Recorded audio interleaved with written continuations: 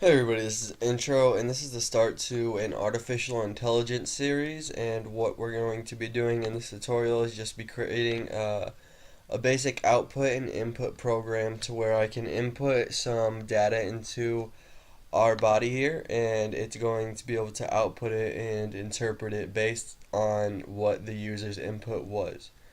So what we need first is to use the include string button because we're going to be accepting string inputs and outputs. So what we'll want to do is just add the IO stream and string headers. Go down to your body, and what we're going to do first actually is to create the prototype for the function, or the actual function. Type void, and I'll just call it function1. No parameters needed right now. So what we're going to do inside function1, to make the user able to write to our file, what we're going to be able to do, or have to do, is have some type of input in the form of string. So I can just put string x, close it, so that a variable of string x can be inputted. And what we're going to do is just say cout, enter a string value to be outputted,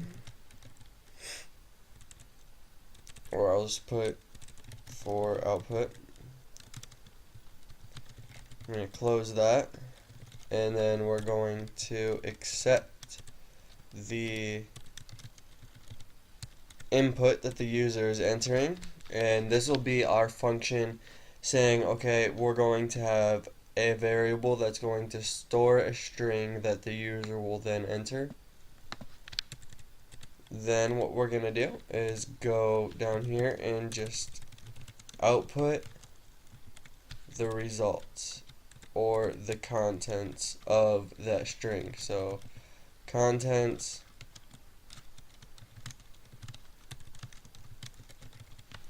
give it some space so that you'll be able to see the variable and what was stored in there.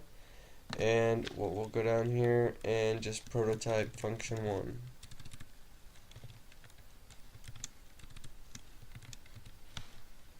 Alright, and that's basically all we'll need for this program. We're just going to go ahead and run it.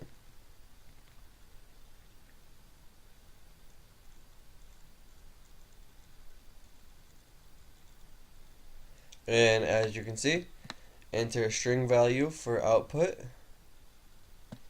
And I'm just going to put string example 1. And what we get is a contents of string. Now the reason that it did this is because it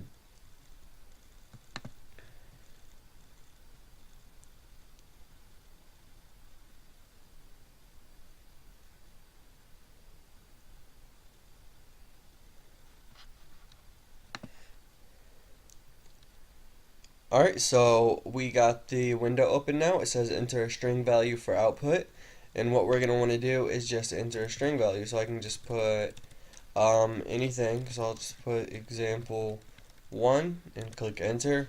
And what we got is the contents of x, which is the variable that the input was stored in, and outputted to the screen what that user stored.